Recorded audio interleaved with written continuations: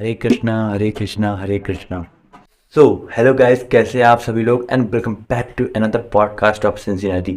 आज हमारे साथ एक स्पेशल गेस्ट हैं, रीवा इस्कॉन के प्रमोटर प्रभु दामोदर सखादास जी। और इनके साथ बात करने पर, पॉडकास्ट करने पर मैंने बहुत सी चीज़ें नई भी सीखी हैं और तो और बहुत सारे प्रश्नों के उत्तर भी मिल चुके हैं जो बहुत पहले से मेरे दिमाग में थे, मेरे जहन में थे। आई होप कि ये पॉडकास्ट आपको अच्छी लगे और आपके सवालों का निवारण हो जाए। तो पॉडकास्ट पूरा देखिएगा। तो चलिए शुरू करते हैं। बताइए प्रभु जी, कैसे हैं आप? बहुत अच्छे। कैसा लग रहा है? बहुत अच्छा लग रहा है। तो इस्कॉन के बारे में बताइए कुछ। क्या है इस्कॉन, क्यों लोग इससे जुड़ते हैं, क्या बेनिफिट्स हैं इसके? इस्कॉन के तो इसको समझने के लिए कि इस्कॉन के क्या बेनिफिट्स है, इस्कॉन क्या काम करते हैं, तो जैसे एक बहुत छोटी रियल स्टोरी मैं आपको सुनाता हूँ। क्या हुआ, एक बार एक हमारे फैमिली में एक छोटा बच्चा था और क्या हुआ कि बहुत धूप का मौसम, बहुत धूप थी और बाहर कुछ अनाज पड़ा हुआ था।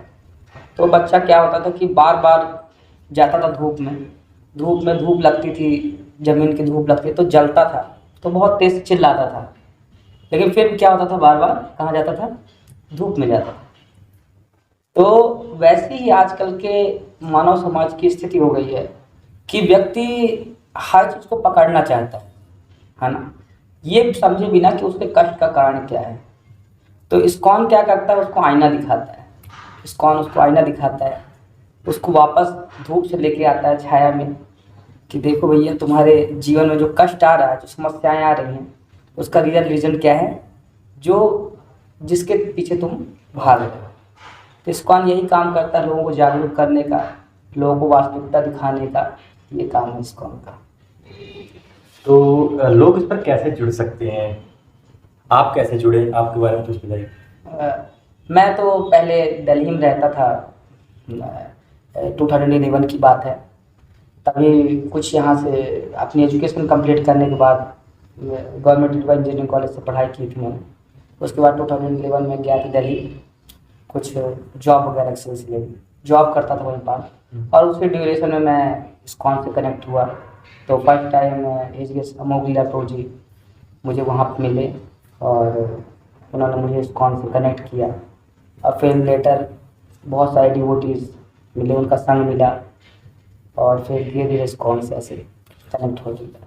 तो इसके लिए कोई ऐसे कोई व्यक्ति कनेक्ट होना चाहिए तो कोई स्पेशल मेथड नहीं है कि आपको कोई एग्ज़ाम देना होगा, कुछ ऐसा करना होगा। सिंपल है, आप इस्कॉन में आइए, यहाँ की फिलॉसफी को समझिए, सिद्धांत को समझिए और भक्तों से जुड़िए, एक फैमिली की तरह रहिए। जो लोग स्वामी बनते हैं, जो लोग मंक बनते हैं या जो लोग बाबा बनते हैं, वो लोग क्या छोड़ देते हैं? आपने क्या छोड़ दिया? आप अपने हिसाब से भी बताइए, प्लस जो लोग छोड़ देते हैं उनके हिसाब में भी बताइए। देखिए, जैसे कि बाकी अगर आप किसी सोसाइटी ट्रस्ट में या कि किसी भी भक्ति के पथ पे जाते हैं, अपनाते हैं और मॉन्क का रास्ता अपनाते हैं, तो आपको बहुत सारी चीज़ें छोड़नी पड़ती हैं। जैसे कि वास्तविकता में खासकर अपनी फैमिली को छोड़ना पड़ता है। फैमिली, अपने रिलेटिव्स, अपने फ्रेंड्स, अपनी सोसाइटी को। सोशल लाइफ मतलब जीरो। जो मॉन्क बनते हैं उसमें क्या देखने में आता है, सोशल लाइफ जीरो। बट जो इस्कॉन में जो विधि को अपनाया जाता है वो भक्ति योग की विधि है।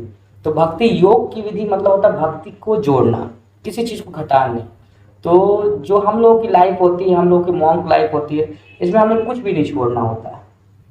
सिर्फ वो चीज़ें छोड़नी है जो लाइफ में उपयोगी नहीं है ना। मतलब कि देखिए, जैसे कि आप एग्जाम्पल के लिए बहुत सारी चीज़ें हम लाइफ में ऐसी जोड़ के रखे हैं कि जिनका कोई यूज़ नहीं है। एग्जाम्पल के लिए हम जाते हैं यहाँ पास से, कई आप देखेंगे यूथ आजकल का कैसे करता है। लड़के लोग आजकल गाड़ी उठाते हैं, मोटरसाइकिल लेते हैं, अपने पेरेंट्स की मोटरसाइकिल लिए, घर में लिए और गए 5-6 राउंड ऐसे पूरे सिटी का घूम करके चले आए। तो क्या उससे कोई बेनिफिट है लाइफ में, कोई यूज़ है उसका? नहीं है ना। तो इन्हीं सब चीज़ों को रिड्यूस करना। ऐसे हर किसी की, कुछ लोग क्या है कि उसको समझ पा रहे हैं, देख पा रहे हैं कि अरे हमने यहाँ पास लाइफ को ख़राब कर दिया, उसको लाइफ को वेस्ट किया। तो जो जो चीज़ें हमारी लाइफ में बिना यूज़ के चल रही हैं, भक्ति योग के अंतर्गत हम सिर्फ उन्हीं चीज़ों को रिमूव करते हैं। और कुछ नहीं। जैसे हमारे लाइफ में गलत खाना है ना, आप सब व्यक्ति को मालूम है कि होटल्स में जो खाना बनता है वो कितना हार्मफुल रहता है, हेल्थ के वाइज कितना नुकसान करता है अपने को, लीवर डैमेज करता है। समोसे वगैरह कैसे कैसे बनाए जाते हैं, चाट फुल्की कैसे, लेकिन फिर भी हम उसको खाते हैं। एक तो उसका कोई यूज है ना, हेल्थ में ताकत देने वाला है ना कुछ करने वाला है। उससे अच्छा क्या है कि हम अच्छा अच्छा फूड लें, अच्छा चीज़ें लें। तो भक्ति योग यही है कि हमारी लाइफ में बुरी चीज़ों को हटा करके अच्छी लाइफ को जोड़ना। तो कुछ नहीं, इस्कॉन में जब आप मॉन्क बनते हैं तो आपको कुछ भी नहीं छोड़ना है। आपको ना फैमिली छोड़ना है, ना आपको रिलेटिव छोड़ना है, सभी चीज़ों को जोड़ना है। ना आपका एजुकेशन छोड़ना है, आप पढ़ाई कर रहे हो तो पढ़ाई करते हुए आप भक्ति कर सकते हो, जॉब करते हो तो जॉब करते हुए भक्ति कर सकते हो। Whatever you are doing you can continue with that. Shrimad Bhagavad Gita का अर्थ क्या है और यही नाम क्यों पड़ा है? श्रीमद् भगवत गीता, भगवत मतलब होता है कि भगवान, और गीता मतलब होता है सॉन्ग, गीत। क्योंकि ये एक भगवान का सॉन्ग है। इसमें भगवान कृष्ण ने एक गीत के माध्यम से अर्जुन को संदेश दिया है। इस कारण से भगवत गीता का नाम भगवत गीता है। भगवत मतलब कि God, Krishna, Krishna himself, and Gita मतलब सॉन्ग। तो इसका सिंपल मतलब है कि भगवान का सॉन्ग। अगर शाब्दिक अर्थ देखा जाए तो भगवान का सॉन्ग जो भगवान बताते हैं अर्जुन को। हाँ, जो भगवान ने अर्जुन को गीत के माध्यम से एक 48 मिनट्स का एक सेशन दिया है ना, उसी को कहते हैं भगवत गीता। अच्छा, एक और क्वेश्चन है कि राम पहले आए हैं कि कृष्ण पहले आए हैं? और अगर राम पहले आए तो जब कृष्ण आए तो क्या राम जी की पूजा होने लगी थी? राम जी का इतना भगवान का दर्जा मिल चुका था? ये बहुत अच्छा प्रश्न है कि पहले तो दो आपके प्रश्न है। हाँ। तो दोनों का अलग अलग क्योंकि आंसर। दोनों अलग अलग युग में आए और एक युग काफी बड़ा होता है। हाँ भगवान बनने के लिए एक युग काफी बड़ा होता है। हाँ कृष्ण तो भगवान थे ही, हाँ सब जानते थे कि ये नारायण है। हाँ। बट राम, उनके बारे में बताइए कि क्या उनका, जब कृष्ण थे तब उनका नाम था? देखिए, इस दो क्वेश्चन है कि राम पहले आए कृष्ण पहले आए। अगर आप ये देखें तो ये तो हमारी गणना के हिसाब से बहुत दूर है। क्योंकि राम और कृष्ण जो बताते हैं कि ब्रह्मा जी के एक दिन में, एक दिन ब्रह्मा जी का बहुत लंबा होता है, उसमें 1000 युग होते हैं। 1000 युग का क्या होता है? एक दिन होता है ब्रह्मा जी का। और उस एक दिन में राम और कृष्ण दोनों आते हैं, दोनों आते हैं, है ना। और ये हर बार, हर डे में भगवान आते हैं। हर डे में, हर ब्रह्मा के हर दिन में एक बार राम आते हैं, कृष्ण आते हैं, इस तरह से आते हैं। तो ये बताना कठिन है कि कब राम पहले आते हैं, कृष्ण पहले आते हैं। ये शाश्वत है। शाश्वत मतलब कि ये भगवान के धाम की बातें हैं, इटर्नल बातें हैं। भगवान का नाम हमेशा से था। जब राम नहीं थे तभी भी राम का नाम था। अच्छा। हाँ, राम नहीं थे तभी भी राम का नाम था। इसका एग्जाम्पल आप कैसे देख सकते हैं? वाल्मीकि जी जो हैं, उनकी अगर आप स्टोरी सुनेंगे तो वाल्मीकि जी ने ही रामायण लिखा सबसे पहले। और वाल्मीकि जी भगवान राम के समकक्ष थे, है ना। समकक्ष क्या थे? उनसे काफ़ी वृद्ध थे, काफ़ी वृद्धशील थे, काफ़ी सीनियर थे उस समय में। तो जब वाल्मीकि जी जब बहुत ये ऐसे कार्य करते थे, लोगों का वध करना, पैसे लूट लेना, इस तरह के गलत काम करते थे, तो नारद मुनि आकर उन्हें यही बताते हैं कि आप ये गलत काम मत कीजिए, आप क्या कीजिए, भगवान राम का नाम लीजिए। तो कुल मिला के आप इन सब स्टोरियों से समझ सकते हैं कि जब भगवान रामचंद्र नहीं थे तभी भगवान का राम था। हाँ, तो भगवान के नाम का, भगवान के अस्तित्व का, उनके प्रकट या कि अप्रकट से, उनके प्रेजेंस या कि अप्रेजेंस से कोई फर्क नहीं पड़ता। ये हमेशा शाश्वत नाम है। क्योंकि भगवान का नाम, जब ये पूरा ब्रह्मांड नष्ट हो जाता है उसके बाद भी उनकी कथाएं नष्ट नहीं होती। उसके बाद भी उनकी कथाओं की रक्षा होती है। ब्रह्मा जी आदि देवता हैं जो, तो उनकी कथाओं की रक्षा करते हैं, उनके नाम की रक्षा करते हैं। वो आगे आके बताते हैं लोगों को, उन्हीं का उपासना करते हैं। अगर राम का नाम नहीं है, कृष्ण का नाम नहीं है, भगवान का अस्तित्व नहीं है, तो लोग पूजा किसका करेंगे? बिल्कुल सही। नहीं, तो ये पहले से है हमेशा से। लेकिन भगवान कुछ समय के लिए हम जैसे बद्ध जीवों को, जो कि भगवान के प्रति आकर्षित नहीं है, तो इस भौतिक जगत में आकर के लीलाएं करते हैं। उसका पर्पज़ ये होता है कि वो हमको अपनी कुछ ऐसी लाइफ स्टाइल दिखाएं, हम उससे अट्रैक्ट हों और हम भी चाहें कि अरे हम भी ऐसी जगह क्यों ना चलें जहाँ इतना बढ़िया इंजॉयमेंट है, इतना ना टेंशन है, ना फ्रस्ट्रेशन है। नहीं? अच्छा, पहले आदि मानव आए कि पहले भगवान आए? दोनों इस तरह बताइएगा, एक लॉजिकली जो साइंटिफिक चलता है कि पहले आदि मानव आए, बंदर थे, बंदर से बढ़ते बढ़ते बढ़ते बढ़ते इंसान बने, और ऐसे आज हम लोग बने। Theory of Darwin. हाँ, थ्योरी ऑफ डार्विन की तरफ से। और एक भगवान के रास्ते पर बताइए। हाँ, देखिए वास्तविकता में एक बार ऐसे ही बहुत सुंदर घटना आपको बता रहे हैं। हमारे प्रभुपाद जी से थे। प्रभुपाद जी से किसी व्यक्ति ने पूछा कि प्रभुपाद जी डार्विन तो कहते हैं कि इवोल्यूशन थ्योरी को मानते हैं कि हम पहले बंदर थे, और आप लोग कहते हैं कि हम पहले भगवान थे, हम लोग भगवान से आए हैं। तो प्रभुपाद जी ने बहुत अच्छी बात बोली। प्रभुपाद जी ने बोला कि हम लोग अपने परिवार के, अपने वो पूर्वजों के बारे में बता रहे हैं, और डार्विन अपने पूर्वजों के बारे में बता रहे हैं। ये तो एक वैसी बात हो गई, लेकिन अगर लॉजिकल देखा जाए तो वास्तविकता में क्या है कि आप अगर साइंस में उठा के देखें तो अभी इंडिया में हम लोग डार्विन की थ्योरी पढ़ते हैं, अभी तक पढ़ते हैं। लेकिन आप फॉरेन कंट्रीज में जाएंगे, खासकर जिस स्टेट में जिस कंट्री में डार्विन की थ्योरी है ना, जहाँ पास से उसका क्या है शोध हुआ है, डार्विन ने जिस देश में शोध, वहाँ पास भी डार्विन की थ्योरी नहीं पढ़ाई जाती है। वहाँ का क्या पढ़ते हो? वहाँ पास नॉर्मल थ्योरी, कुछ ऐसी थ्योरी है ही नहीं रिवॉल्यूशन से रिलेटेड। उसका रीजन क्या है कि जो डार्विन की थ्योरी है तो अदर कंट्रीज में प्रूफ हो चुकी है कि वो गलत है ना। कोई प्रूफ थ्योरी नहीं है, वो प्रूफ थ्योरी नहीं है। मतलब कि देखिए साइंस हर चीज़ को प्रूफ में मानता है।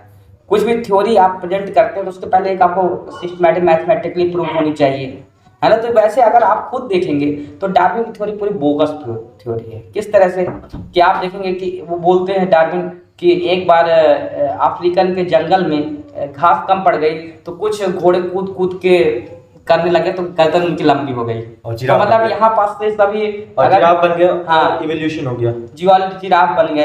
एक भालू टाइप का होता था, वो समुद्र जाने लगा तो भेल बन गया। ओके। नहीं, इस तरह की थ्योरीज है। तो अगर लेकिन आप अपनी लाइफ स्टाइल से पूछेंगे तो जैसे क्या बोलते हैं, बंदर थे पहले, अब बंदर थे, धीरे धीरे क्या होगा, अपग्रेड होकर इंसान बन गए। तो आप ये पूछ सकते हैं जो अभी बंदर हैं उनको कितना टाइम लगेगा इंसान बनने में? Exactly, you are right. नहीं, सही क्वेश्चन। और आप लॉजिकल देखेंगे इसको, और अच्छा आप देख सकते हैं कि अगर आप आज के सिनेरियो में देखेंगे तो आपको बंदर भी दिखाई देते हैं, इंसान भी दिखाई देते हैं। लेकिन अगर इवोल्यूशन हो रहा है तो आपको कुछ ऐसे व्यक्ति भी दिखाई देने चाहिए कि जो बंदर है और लेकिन इंसान अब बनने वाले हैं थोड़े समय बाद। नहीं, इवोल्यूशन तो हो रहा है। नहीं, अभी बंदर थे और ये जिनको हम देख के कह सके क्या कि ये पहले बंदर थे, अब थोड़े समय बाद क्या बन जाएंगे? इंसान बन जाएंगे। इंसान बन जाएंगे। आदमी दिखना चाहिए, बीच का आदमी दिखना चाहिए, वो नहीं दिख रहा है। तो इस तरह की कोई प्रूफ थ्योरी नहीं है। जैसे बंदर के बॉडी में और इंसान की जो बॉडी है उसमें एक बहुत ही बड़ी जो गैप है वो क्या है, जबड़े का। ये जबड़ा होता है, जैसे हमारा जबड़ा होता है कुछ लिमिट में ही ओपन हो सकता है, लेकिन बंदर का जबड़ा ये यहाँ पास से हिंज नहीं होता है, वो पूरा फुल्ली अपने मुंह को खोल सकता है ना, यहाँ से हिंज उसके नहीं होता। तो ऐसा कोई भी आज तक मतलब कि एविडेंस नहीं मिला है साइंस को भी जिसमें कि जबड़ा आधा जुड़ा हुआ हो। ओके। नहीं, ऐसा कोई भी, क्योंकि आप इतनी सारी खुदाइयाँ कर रहे हो, इतने सारे आपको अवशेष मिल रहे हैं, तो कोई ना कोई तो आपको देखिए उनके होमोसेपियंस के भी आपको अवशेष मिल रहे हैं। जो लोग इंसान के पहले थे बता रहे जिनको आप, है ना, बंदर के भी अवशेष मिल रहे हैं, लेकिन ऐसे व्यक्तियों के अवशेष क्यों नहीं मिल रहे जिसमें देख के आप कह सको कि ये जबड़ा देखिए पहले जुड़ा हुआ था लेकिन अब जुड़ रहा है जबड़ा? नहीं, तो ऐसे कोई भी अवशेष नहीं मिले। तो कुल मिला के थ्योरी पूरी बोगस थ्योरी है, डार्विन थ्योरी। और हम लोग निश्चित रूप से भगवान से ही आए हैं, है ना। अच्छा। पूरा निश्चित रूप से हम लोग भगवान से आए हैं और हम लोग का ओरिजिन भगवान ही है, परम भगवान ही है। उन्होंने सृष्टि का पूरा रचना किया है। अभी हम लोगों ने एक सेशन भी किया था कपिल मुनि की स्टोरी, उसमें हम लोगों ने ये भी डिस्कशन किया था कैसे एक्चुअल में ब्रह्मांड का सृजन होता है, कैसे जीव आता है ना, कैसे ब्रह्मा जी उसका क्रिएशन करते हैं। और एक एक चीज़ साइंटिफिकली प्रूफ है ना। जैसे कि आप देखते हैं 5 एलिमेंट्स हैं, अर्थ, एयर, वाटर, फायर, ईथर, है ना। तो इनके सबके विषय हैं। तो आप कैसे क्रिएशन होता है इसको बहुत सिंपल से मैं आपको छोटे उसमें समझाता हूँ। क्या है कि जैसे कि आप देखते हैं सबसे ग्रॉस होता है क्या, अर्थ होता है, मिट्टी किस में डिजॉल्व हो सकती है? पानी में डिजॉल्व हो सकती है ना। पानी किस में वेपोराइज हो सकता है? आग में। आग किस में घुल सकती है? एयर में एयर में एयर में गायब हो जाती एयर में है। गायब और हो एयर किस में गायब हो सकती है? वैक्यूम में, वैक्यूम में, है ना, स्पेस में, स्पेस में, ठीक है। जहाँ पास स्पेस वहाँ है ना। गायब हो यहाँ तक कि आप हम लोगों ने भी सुना है कि चंद्रमा है, वो साइंस भी बोलता है कि चंद्रमा में पहले एटमॉस्फेयर था, बट लेटर क्योंकि उसका ग्रेविटेशन फोर्स कम था तो वायुमंडल वहाँ छोड़ के चला गया। और जो सृष्टि होती है इसका अपोजिट डायरेक्शन में होती है। तो सर पहले स्पेस की सृष्टि होती है, स्पेस से कौन निकल के आता है? एयर। एयर से कौन निकल के आता है? फायर। फायर से वाटर, वाटर से अर्थ। तो पूरा सिस्टमैटिक, पूरा साइंटिफिक है। आप इसको एक एक चीज़ों को समझेंगे तो साइंटिफिकली पूरा, खासकर भागवतम 5वें स्कंद में, 30वें स्कंद में बहुत ही बढ़िया इसको पूरा सृष्टि की रचना को समझाया गया है। अच्छा, तो कुल मिलाकर हम लोग जितने भी हैं वो जी। भगवान से ही आए हैं। निश्चित रूप से भगवान से। जो हमारे पूर्वज हैं उससे भगवान है। हाँ, हम ना कि बंदरों बंदर। संतान नहीं है। बंदर किसी से नहीं है। नहीं, तो नहीं। ये थोड़ी मतलब रॉन्ग कह सकते हैं, बिल्कुल रॉन्ग कह सकते कोई प्रूफ नहीं है ऐसा कुछ। हैं। कोई प्रूफ ही नहीं है ना। इसी कारण से तो बता रहे हैं आपको कि जो अदर कंट्रीज हैं वहाँ डार्विन की थ्योरी नहीं पढ़ाई जाती क्योंकि प्रूफ नहीं है ना। और इंडिया में एक बहुत ज़्यादा वीकनेस है अपने इंडिया में एजुकेशन सिस्टम के साथ या किन सिस्टम के साथ, कि एक बार अगर कोई थ्योरी लॉन्च हो गई, कोई बात आ गई, कोई डिस्कशंस आ गए, या कि कोई एक बार चालू हो गया तो उसको फिर हटाना बहुत मुश्किल हो जाता है। कोई अगर एक बार आपने कोई सिद्धांत स्थापित कर दिया कि ऐसी ऐसी बातें हैं, है ना, तो चाहे सबको जानने भी लगेंगे कि ये गलत है, ये लोग बोल रहे गलत है, ये झूठ है, लोग जानने लगे, लेकिन फिर भी उसकी थ्योरी को हटाना बहुत कठिन पड़ जाता है।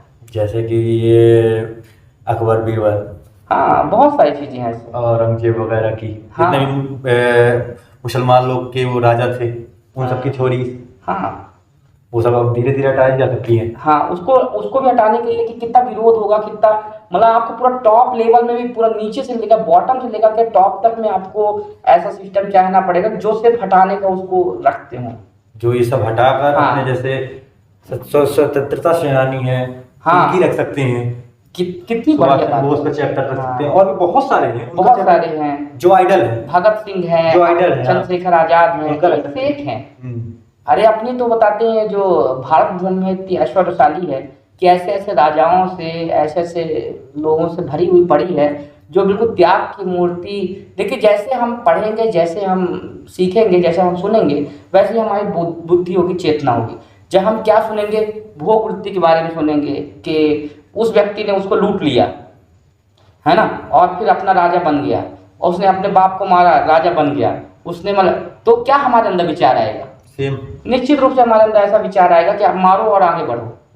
और वही आजकल हो रहा है, वही आजकल हो रहा है। क्या कि अगर कोई व्यक्ति किसी की हेल्प कर देता है, आज के समाज में कैसे देखने में आता है कि कोई व्यक्ति अगर किसी की हेल्प करता है, सामने वाले की हेल्प करता है, और सामने वाला उसको लूट लेता है, छीन लेता है पैसा हेल्प के माध्यम से। पहले हेल्प किया उसने उसकी, और दूसरा वाला उसको पैसा नहीं वापस करता, उधारी लेकर के वापस नहीं करता, तो वो क्या समझता है कि अरे मैंने इसको कितना बढ़िया बेवकूफ बना दिया। मतलब कुल मिला के हर कोई क्या है, किसी का धन छीनना चाहता है, किसी का वो छीनना चाहता है। सटल रूप में तो आ गया औरंगजेब, सटल रूप में हम बन गए।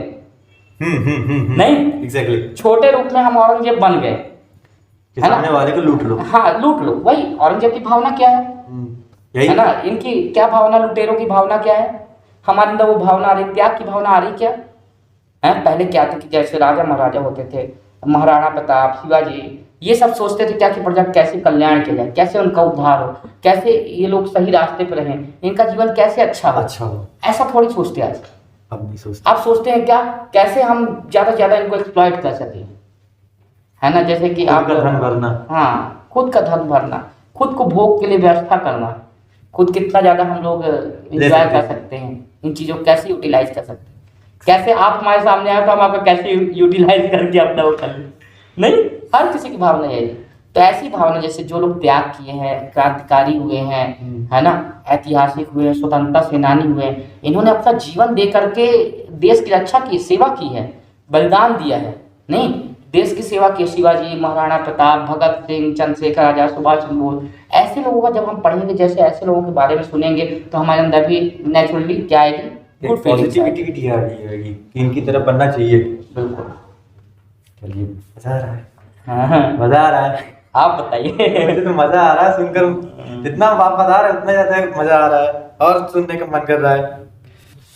थोड़ा बात कर लेते हैं रावण के बारे में। एक बहुत ही अलग प्रश्न है ये कि रावण जो 10 सिरों से सोच सकता था, जिसने सभी देवी देवताओं को परेशान किया और रखा था, आप सभी से जीत रखा था, बहुत ताकतवर था। जितना हमने सुना है, टीवी में पढ़ा है, जितना लोगों से सुना है, उसके हिसाब से देखा जाए तो रावण बहुत दिमागदार भी था और शक्तिशाली भी था। तो वो हार कैसे गया? वो विश्वास इतना जल्दी कैसे हार गया, क्यों हार गया? जो तो पूरी दुनिया को जीत सकता है अकेले दम पर, हाँ। वो हार कैसे गया? वो अलग बात है कि सामने नारायण है, सामने हारे गए, उस बात को हटा दीजिए, लेकिन वो हार कैसे गया ये समझ में नहीं आ रहा है। देखिए प्रभु जी, जैसे कि हम लोग सुनते हैं हमेशा कि रावण की मृत्यु या कि उसकी हार का अर्थ था उसका अहंकार, लेकिन फिर भी ये समझ में नहीं आता कि सिर्फ अहंकार से कैसे हार गया, ये तो कैसे कैसे हार। तो देखिए वास्तविकता में एक चीज आपको बताते हैं कि अहंकार का मतलब समझना पड़ेगा। अहंकार मतलब अहंकार, मतलब मैं हूँ, मैं कुछ हूँ। मैं कुछ हूँ। तो देखिए वास्तविकता में हम लोग कुछ ना कुछ तो है, सब कुछ ना कुछ आइडेंटिटी तो है ना। लेकिन अल्टीमेट क्या है कि ये समझना जरूरी है कि हम अल्टीमेट नहीं हैं। हर कोई छोटा ईश्वर है अपने में। हाँ, ईश्वर मतलब कंट्रोलर। ईश्वर मतलब क्या होता है? कंट्रोलर। हर कोई छोटा छोटा कंट्रोलर है ना। हम अपनी फैमिली को कंट्रोल कर रहे हैं, कोई शहर को कंट्रोल कर रहा है, कोई प्रधानमंत्री देश को कंट्रोल कर रहा है, कोई स्टेट को कंट्रोल कर रहा है ना। कोई छोटा कंट्रोलर, कोई बहुत बड़ा कंट्रोलर, बट इनमें से कोई भी सुप्रीम कंट्रोलर नहीं है ना। बट क्या है, जीव का सबसे बड़ा समस्या यही होता है कि वो अपने आप क्या मान लेता है? Supreme controller. ये कहलाता है अहंकार। और रावण को ऐसा ही अहंकार हो गया।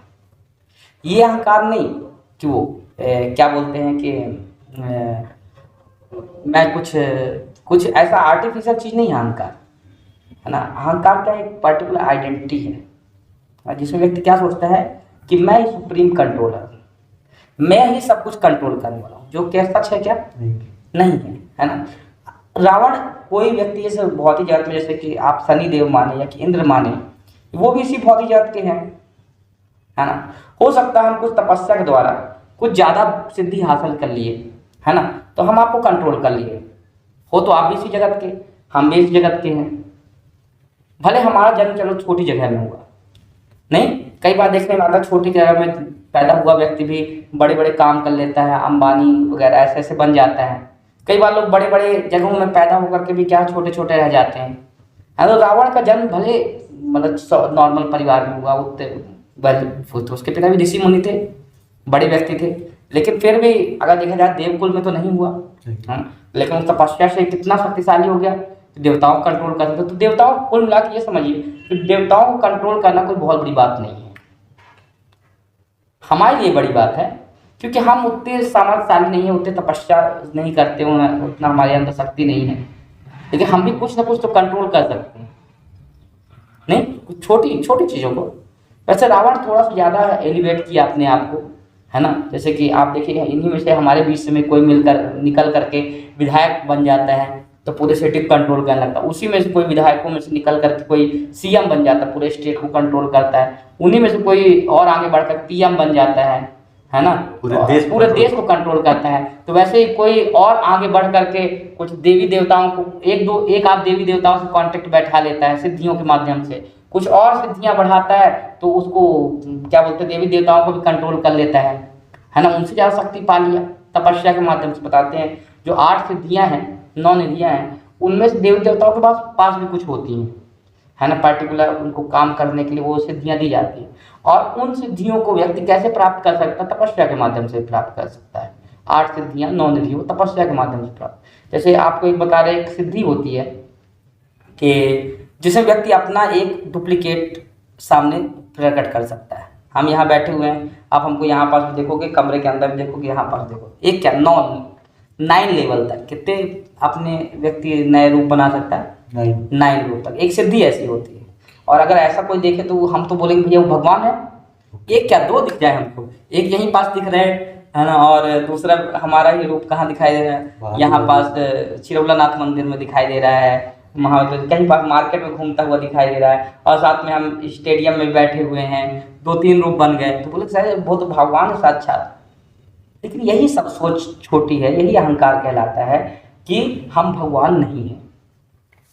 इसका मतलब क्या है कि हम भगवान नहीं हैं, हम सुप्रीम कंट्रोलर नहीं हैं। जहाँ ये हमको बात हुई कि हम सुप्रीम कंट्रोलर हैं, अल्टीमेट कंट्रोलर हम ही हैं, तो क्या कहलाती है? अहंकार, है ना। और इसी का अहंकार के कारण वो किससे मुकाबला करने चल दिया? श्री राम से, भगवान, साक्षात भगवान से मुकाबला। एक बहुत अच्छी छोटी सी स्टोरी आती है आपको, कल हम लोग ये स्टोरी भी डिस्कस कर रहे थे। जब रावण क्या गया, बलि महाराज के पास गया, है ना, पाताल लोक में मदद मांगने के लिए। तो वहाँ पास बलि महाराज ने बोला उसको कि तुम एक काम करो, यहाँ पास एक ये पहिया टाइप का रखा हुआ है हमारे यहाँ, उसको उठा के इस तरफ रख दो, थोड़ा रास्ते में अड़ता है। तो बलि महाराज का वो जो पहिया था उसको रावण गया हिलाने के लिए, हिला तो, लेकिन उसको उठा नहीं पाया। बहुत बड़ा पहिया था, ऐसे बड़ा सा पहिया, तो बहुत वजनी था।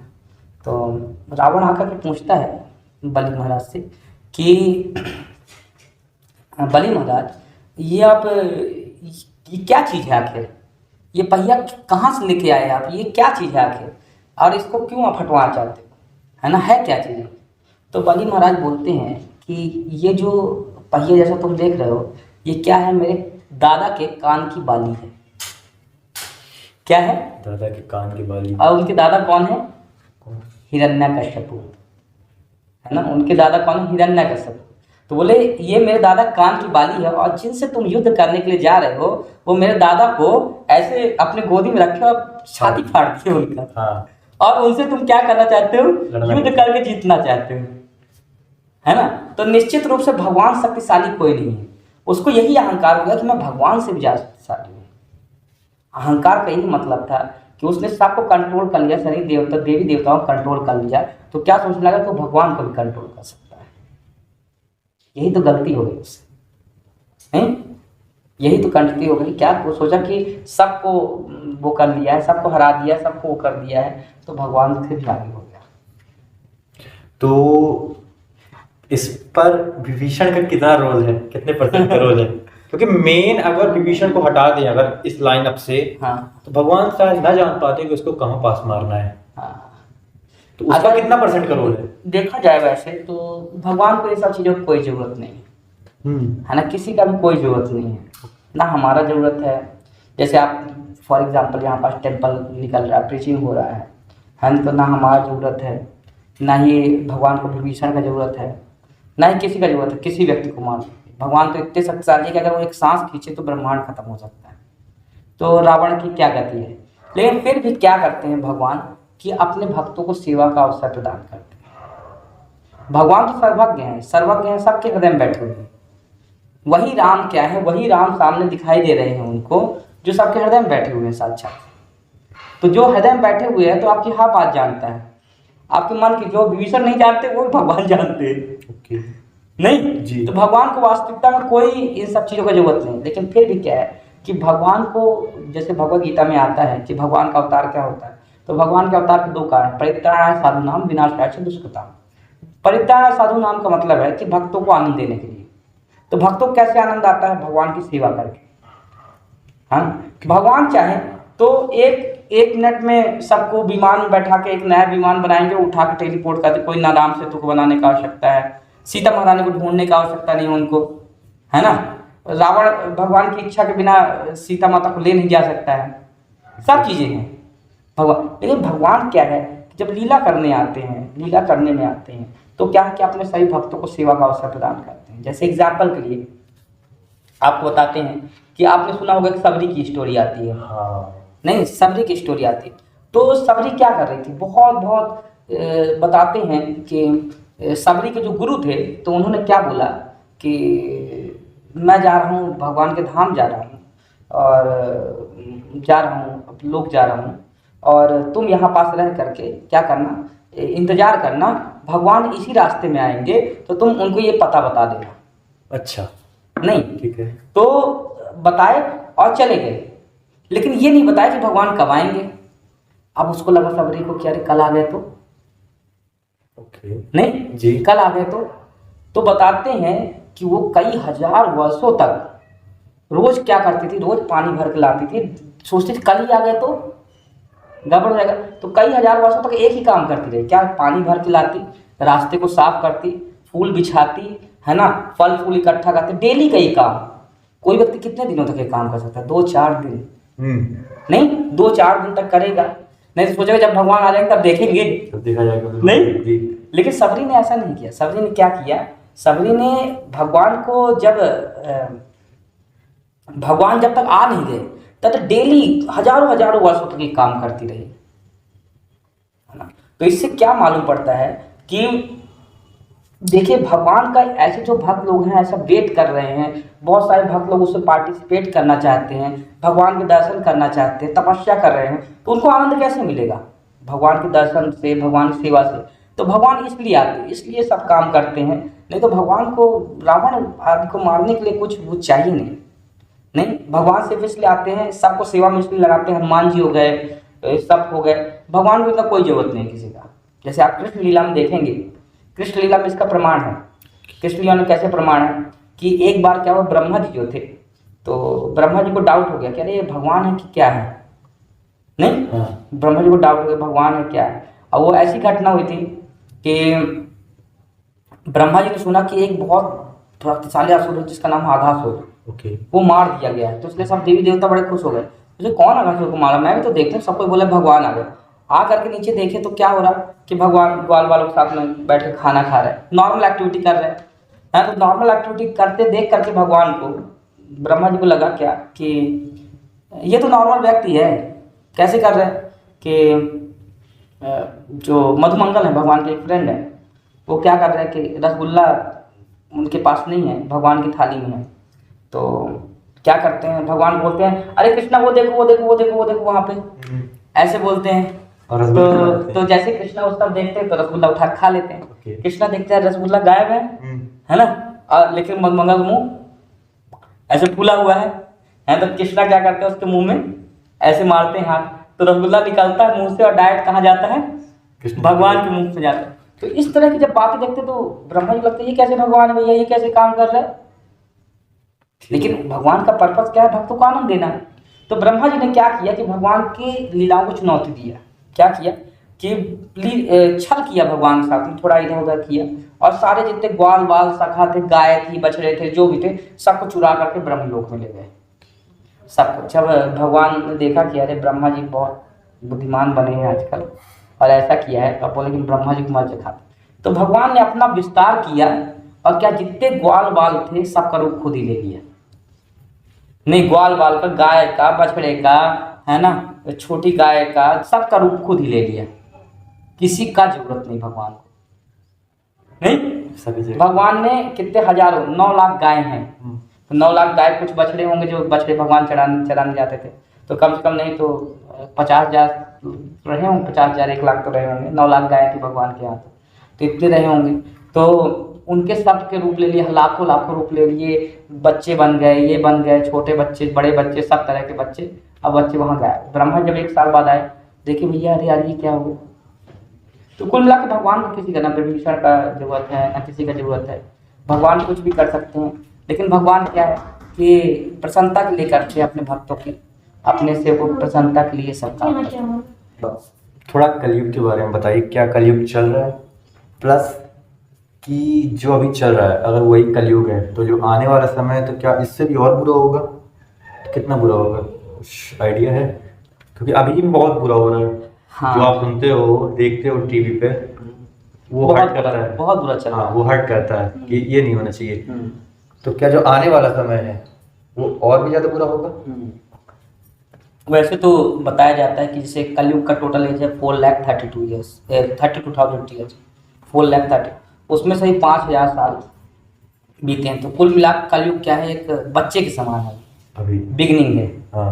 है ना। तो वैसे तो पाप तो बहुत ज़्यादा बढ़ गया है ना, पाप वास्तविकता में बहुत ज़्यादा बढ़ गया है। लेकिन फिर भी ये जो 10,000 ईयर है पहले बिगनिंग के, है ना, कलयुग के, उसको गोल्डन एज पीरियड कंपेयर किया जाता है कि जो अभी जो ये समय चल रहा है यहाँ पास से लगभग 9,500 ईयर और, है ना, जो है चैतन्य महाप्रभु के जन्म के बाद से, जो चैतन्य महाप्रभु आप यहाँ पे देख रहे हैं, इनके जन्म के बाद से 10,000 वर्षों तक गोल्डन पीरियड चलेगा।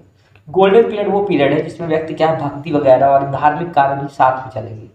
पैरेलल में दोनों चीज़ चलेंगी, धार्मिक कार्य भी होंगे और पैरेलल में क्या होगा, पाप भी बढ़ेगा।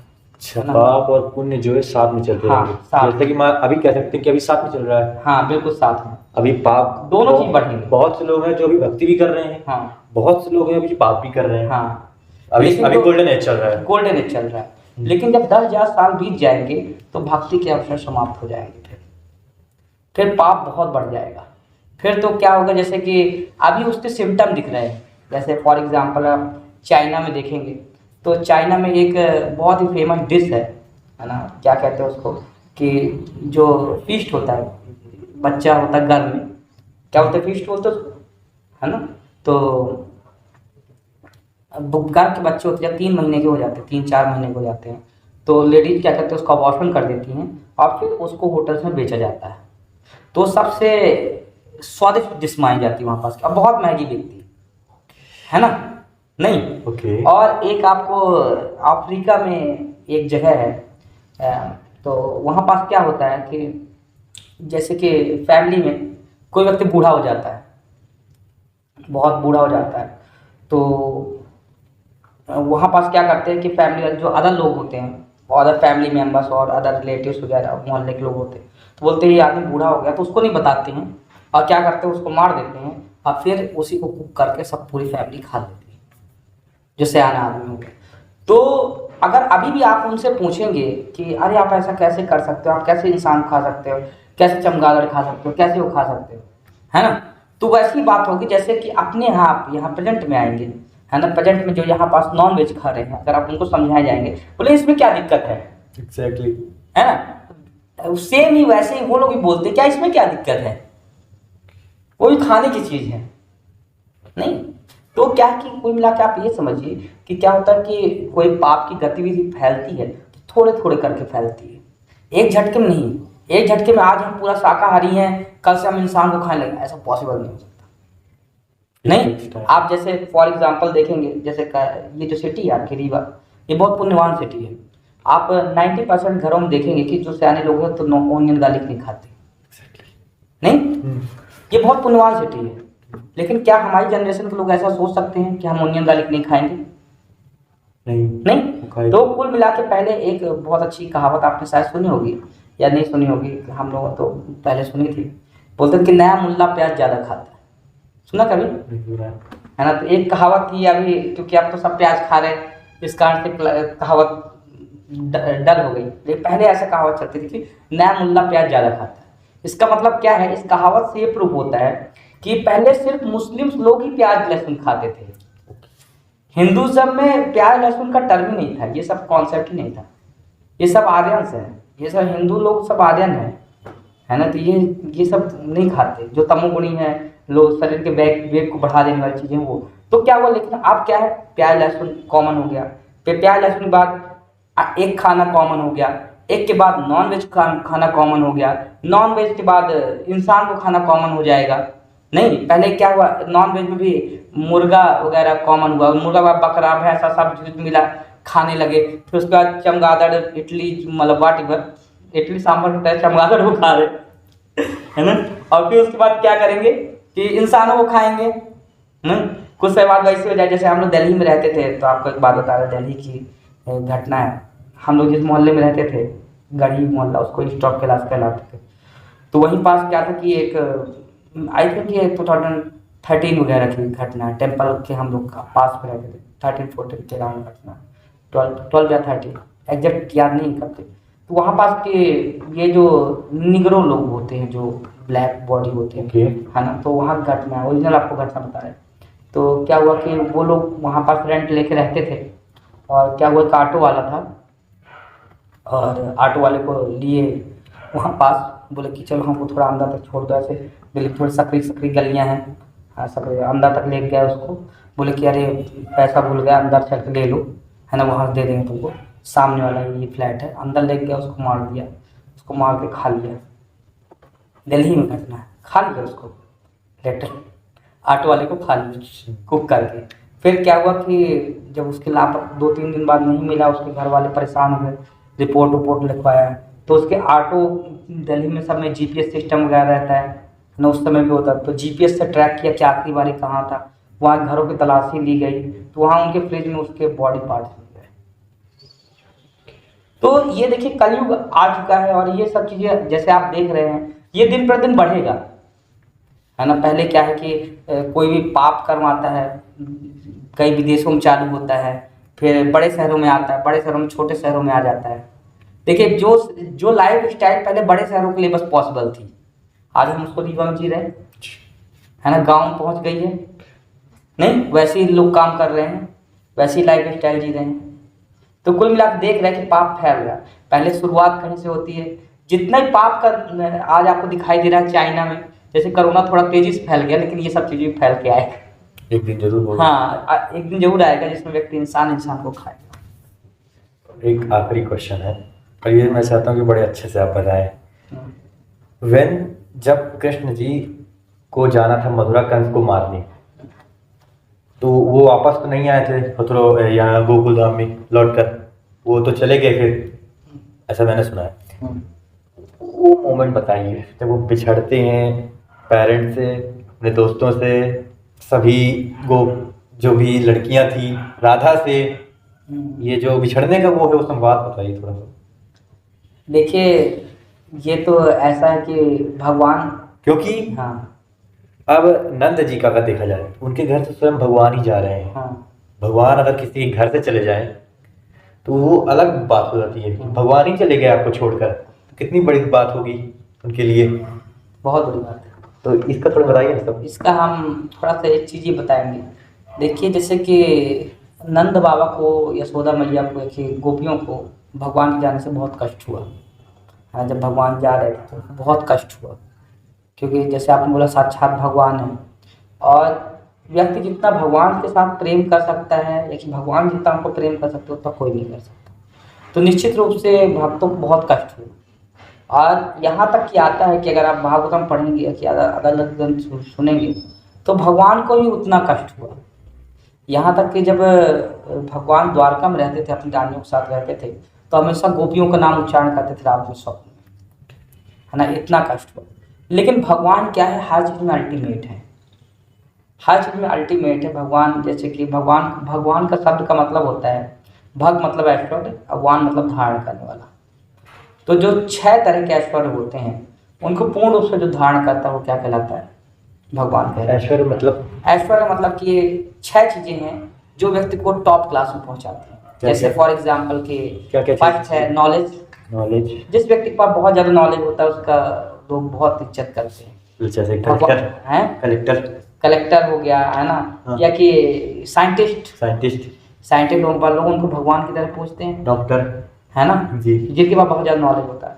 दूसरा होता है जिनके पास बहुत ज्यादा पैसा होता है, वेल्थ, है ना, उनकी बहुत ज्यादा भगवान की तरह रिस्पेक्ट होती है ना। तीसरा होता है ब्यूटी, हाँ, नहीं ब्यूटी का ही बहुत ज्यादा समाज में, जिनके पास ये सब ब्यूटी अच्छा होता है तो उनको भी अलग इज्जत मिलती है। हाँ, और होता है क्या, बल, पावर, हाँ, पावर, जैसे जिसमें बहुत ज्यादा, जैसे मोहम्मद अली वगैरह हो गए, नहीं जी, जो माइक टायसन वगैरह, हाँ, बड़े फाइटर्स हैं, को अलग रिस्पेक्ट मिलती है। हाँ, और एक होता है यश मतलब होता है कि जैसे कि फेम मतलब कि हम कुछ काम, फेम किसी के पास, जैसे इनमें से कोई चीज़ नहीं है लेकिन फेम बहुत, कोई बड़े बड़े मंत्री मिनिस्टर बन गए, है ना, मोदी जी, है ना, ये सारी चीजें नहीं है, हाँ, लेकिन फेम है, लेकिन ना ब्यूटी है ना बहुत ज़्यादा शक्ति, तो नहीं है कि कोई पहलवान से लड़ लेंगे, हाँ, है ना, लेकिन फेम कितना है, बिल्कुल, है ना, बहुत फेमस है, यस, नहीं, हाँ, बहुत फेमस। और उनमें से लास्ट होती है रिनंसिएशन। क्या रिनंसिएशन मीन्स दैट कि वैराग्य, डिटैचमेंट, है ना। जो वैरागी वो ही बहुत ज़्यादा फेमस होते हैं। जो वैरागी होते हैं उनको भी हम लोग बोलते हैं यार वो बाबा जी वो इतने साल से तपस्या कर रहे हैं वहाँ पे हिमालय में, है ना, ढूंढते रहते हैं नीम करोली बाबा, हाँ, फेसबुक वाले मिलने जा रहे हैं उससे, हाँ, मार्क जुकरबर्ग, हाँ, ये मैंने नहीं, सुना, हाँ। तो ये लोग बहुत फेमस। तो ये 5 चीज़ें जो ऐश्वर्य है किसी को फेमस बनाते हैं, है ना। तो वो सारे के सारे ऐश्वर्य हैं किसमें, भगवान श्री कृष्ण, सारे के सारे। ब्यूटी तो इतनी है कि जो देखता है वही उनसे हो जाता है, मत पूछिए, नहीं, हाँ, है ना। और फेम कितना है भगवान के पास, फेम इतना है कि बताते हैं कि भगवान अगर माखन चोरी भी करते हैं, चोरी का काम भी करते हैं तो फेमस हो जाते हैं, माखन चोर नाम पड़ जाता है। मैदान छोड़ के भाग जाते तो भी फेमस हो जाते, रणछोड़ बच जाते, है ना। अच्छा काम गीता बोलते हैं तो ज्ञान की बात करेंगे आप तो गीता जैसा ग्रंथ उन्होंने दिया है, उसके बताते हैं आज तक उस ज्ञान का कोई तोड़ नहीं है, तोड़ नहीं कर सकता, नहीं। और किसमें देखना चाहते हैं आप, धन में देखना चाहते हैं, धन बताते हैं कि भगवान की 16,108 रानियां थी, तो उन्होंने 16,108 रानियों के लिए 16,108 किले बनाए थे, सबके लिए पर्टिकुलर इंडिविजुअल किला, नहीं, सबके लिए अलग पूरा व्यवस्था, और सबसे इतनी सारी संतानें, नहीं। और अगर बल में देखा जाए तो बल में उनको कोई कभी हरा नहीं पाया, है ना। छोटे से थे तो कंस वगैरह, मुष्टिक, चारूण, एक बताते हैं कुवलिया पेड़ नाम का हाथी था जिसको दरवाजे में खड़ा कर रखा था कंस ने, जब युद्ध के लिए वो गया तो सबसे पहले उसी को उठा के पटक के मार दिया, है ना। बताते हैं कि भगवान जो थे तो बड़े बड़े असुरों को ऐसे मारते थे जैसे कि मामा जी बच्चे को, भांजे को अपने गिफ्ट देते हैं, खिलौना देते हैं, भांजे को पसंद नहीं आता तोड़ के फेंक देते हैं, तो भगवान ऐसे असुरों को तोड़ के फेंक देते थे।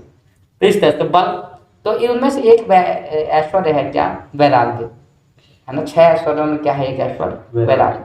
तो वैराग्य का मतलब ये होता है कि डिटैचमेंट, रिनंसिएशन।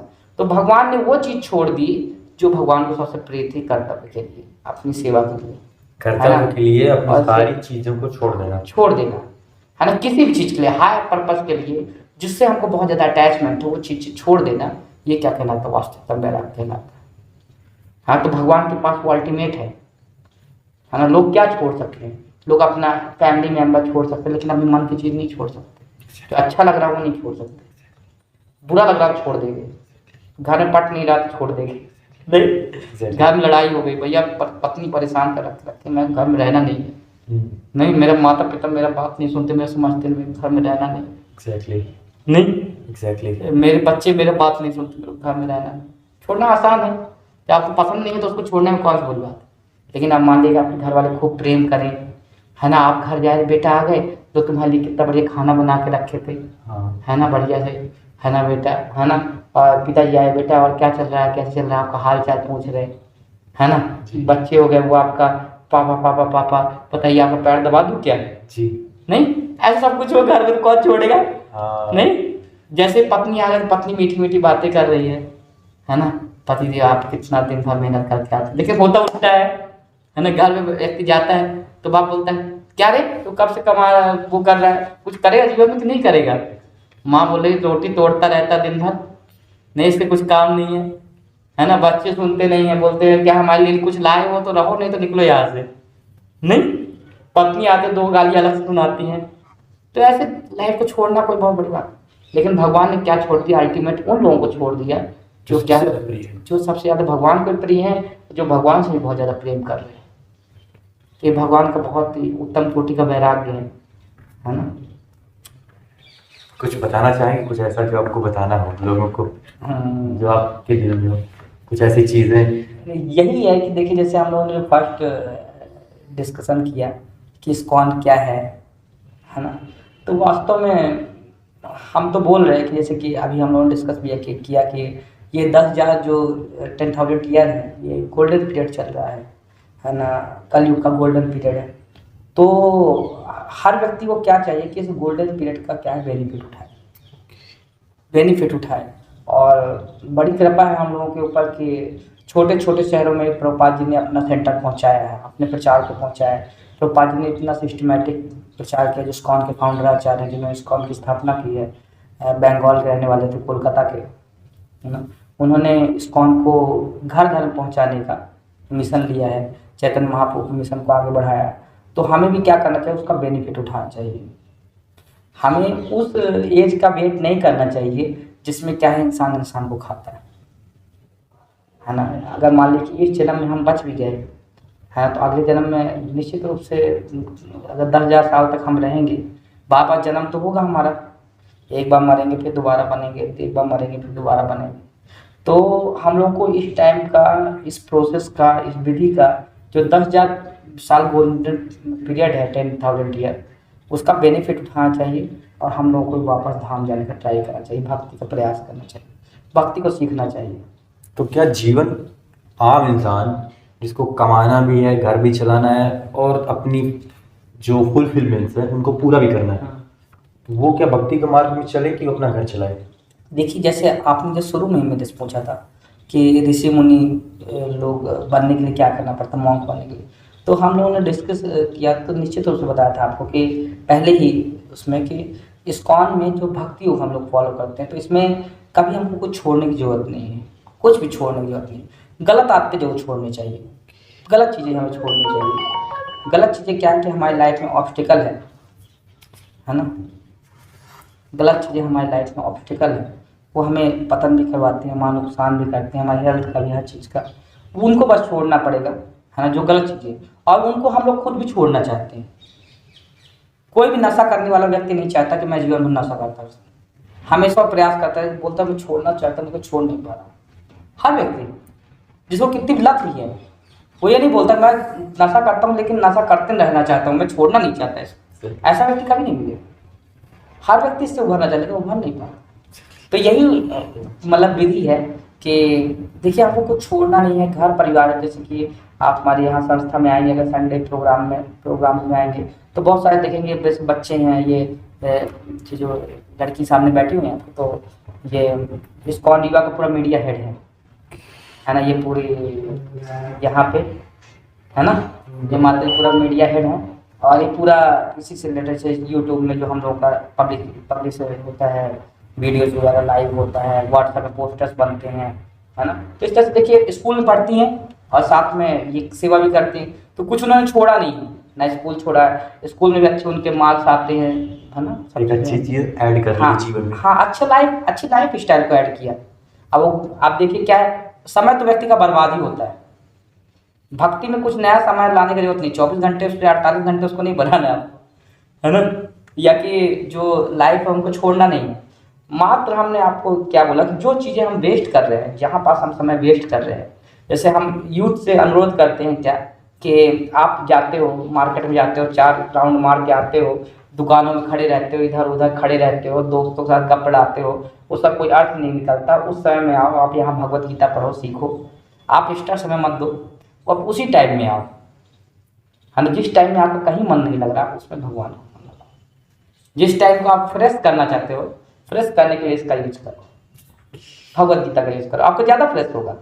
और ज़्यादा क्या है कि ये जो मार्केट वाला रिफ्रेशमेंट है, इसका बड़ा बड़ा लॉस है। क्या लॉस है कि आप अभी तो फ्रेश हो जाते हो, लेकिन दोबारा जब वो होते हो तो दुगना आप डिप्रेशन चल जाते है ना। बिल्कुल सही बात है। ठीक है, इसी के साथ करते हैं पॉडकास्ट को ख़त्म। कैसा लगा ज़रूर बताइएगा। ठीक है सर, हरे कृष्ण। हरे कृष्ण। तो ये थे दामोदर सखा दास, जो इस्कॉन रीवा की प्रमोटर हैं। आई होप कि आपको सारे सवालों का उत्तर मिल गया होगा और आपको ये पॉडकास्ट अच्छी लगी होगी। सो अगर अच्छी लगी है तो please like and share with everyone's. आप जितने से ज़्यादा शेयर करेंगे उतना ही लोगों को नई नई चीज़ें पता चलेंगी। आई ऑलवेज से तब तक के लिए देखते रहिए द सिंसिनाटी।